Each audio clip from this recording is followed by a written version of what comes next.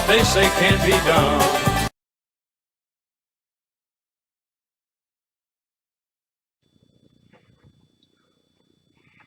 Alright, welcome to step 2. Now step 2 is going to take a little bit because this is where we're going to put the fuel tanks on the frame. But the fuel tanks come like this. They're chrome, and whenever you put these bad boys together, there's always a seam that is easily seen after you get everything assembled. So what we're going to do, well, what I do anyway, is we're going to remove the chrome. How do you remove the chrome? Well, there's any number of ways. You can sand it, which is a royal pain in the butt, and you're going to be here for hours and hours and hours doing it.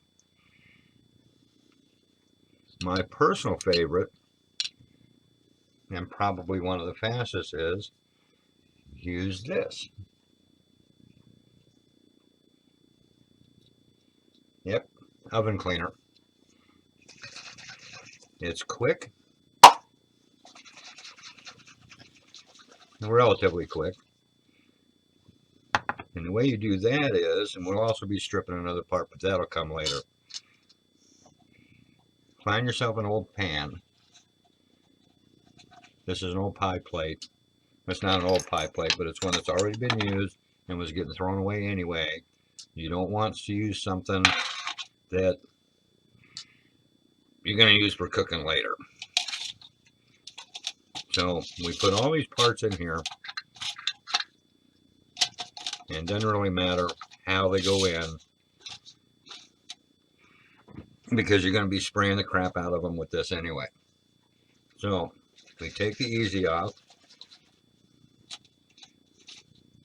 and you spray it liberally.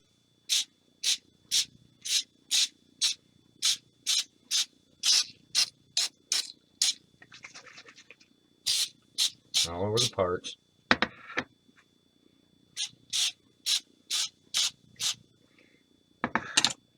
And you're going to want to have an old toothbrush around, because you're going to need it. Because you're going to be scrubbing the parts, which is pretty simple. Your hands are washable, so this isn't that big of a deal. So you're going to be scrubbing these after you give the oven cleaner a chance to eat away at that chrome. And that takes a few minutes. So we'll be back on this video after this has a chance to work. A few minutes later. Okay, I'm back. As you can see, the easy off, the oven cleaner has done its job.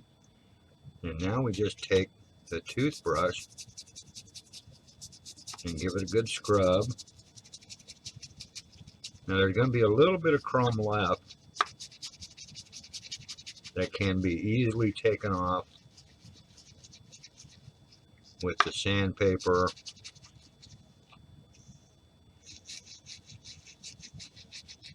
and a little bit of light sanding. I use the toothbrush because generally underneath the chrome is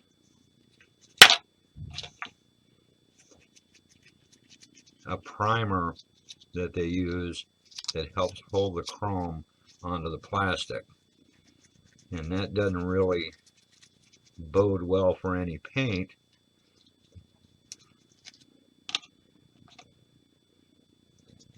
So we give these a pretty good, and it really takes extra chrome off as you go along doing this. And a little bit of chrome right there, and it's gone. Just that quick. This took a few minutes to do. Depending on the model, It can take a little while.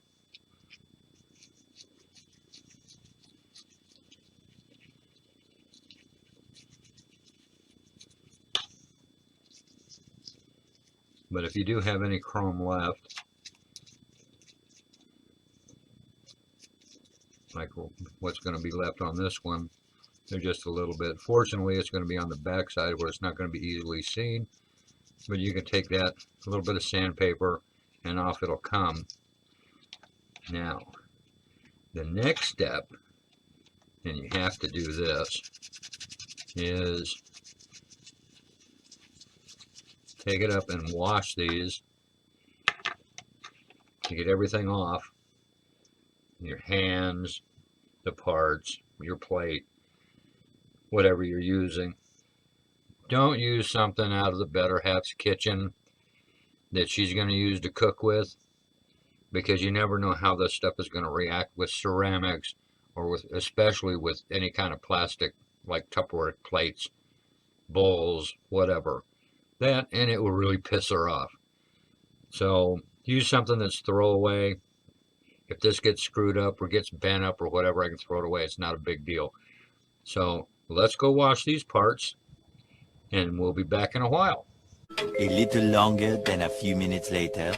And we're back with more of step 2 in the stripping of the chrome. So we got a little bit of chrome left on this, but we're not going to worry about that part right now. These 4 pieces are the fuel tanks that are included in step 2. You remember step 2, we talked about that a while ago. So we're not going to sweat the little bit of chrome that's left on the inside, because you're never going to see it anyway. Now, some of the stuff will just flake off, but we can start with the assembly of these bad boys.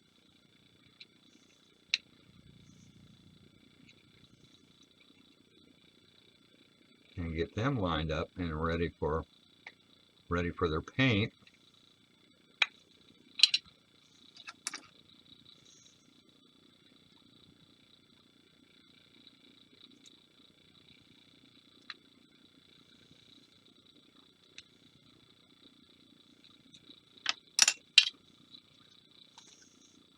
And see, it makes it a little more time consuming when you do this.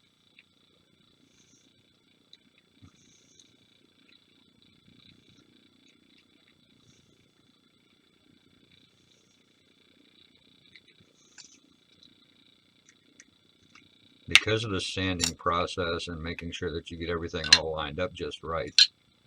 It's not that it's a pain in the butt, but if you're looking for a good end result,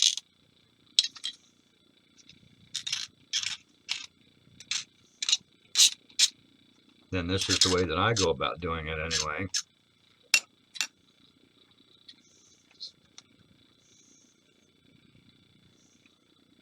And I'd rather have something that takes a little bit longer than to get in a big old rush and have something that ends up looking like a complete piece of crap.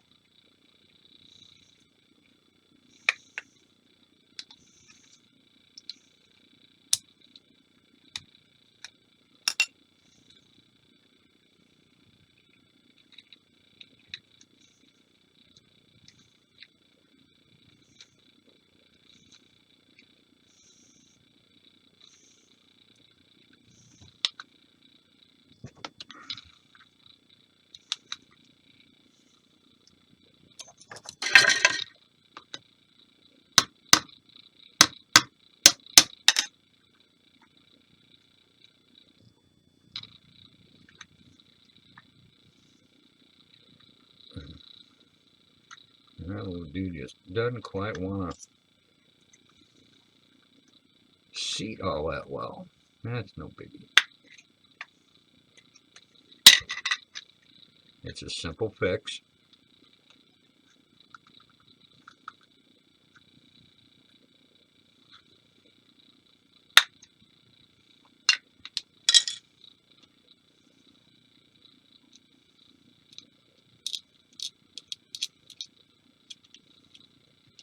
You have to make the hole just a hair bigger.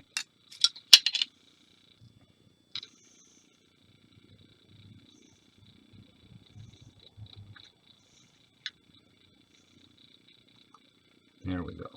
That seats a lot better.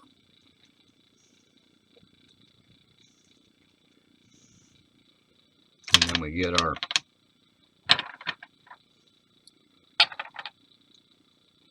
thin cement,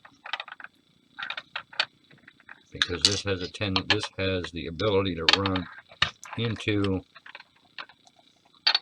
the seams and hold everything together.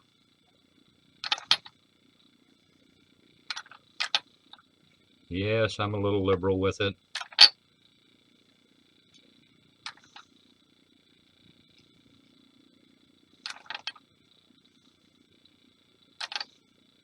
And this stuff usually doesn't take very long to dry.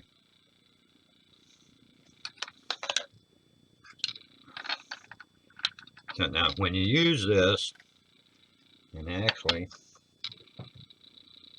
when you use this, you want to make sure that you're in a well-ventilated area. You don't want to be doing it in a closed up anything for that matter, because it does give off some nasty fumes. And yes, even with this stuff, you can get quite a little buzz going off of it. And it's not the fun, enjoyable kind. No, I don't think it is anyway. I've actually gotten headaches from using too much of that and not having it ventilated out. Like, you leave the lid off and you got the fumes coming up in your face, and you forget about it, or you get focused on something and you want to get it done. You're like, that won't bother me too bad. And the next thing you know, you're Aye. All right, so we're almost done with this.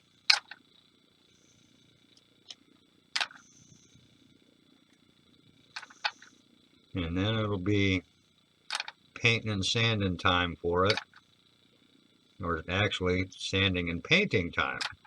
I'm not going to paint it first and then sand.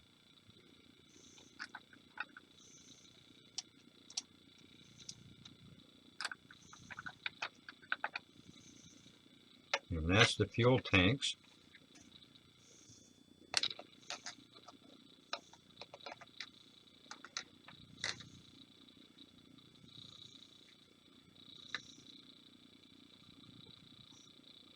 That's the fuel tanks all ready for a little bit more work, and then we'll get them on the frame and we'll see where things go from there. So I hope you enjoy this little bitty tutorial about stripping the chrome, and it made a little bit of sense. If you got any questions, post them in the comments and I'll be happy to answer them. Thanks, guys.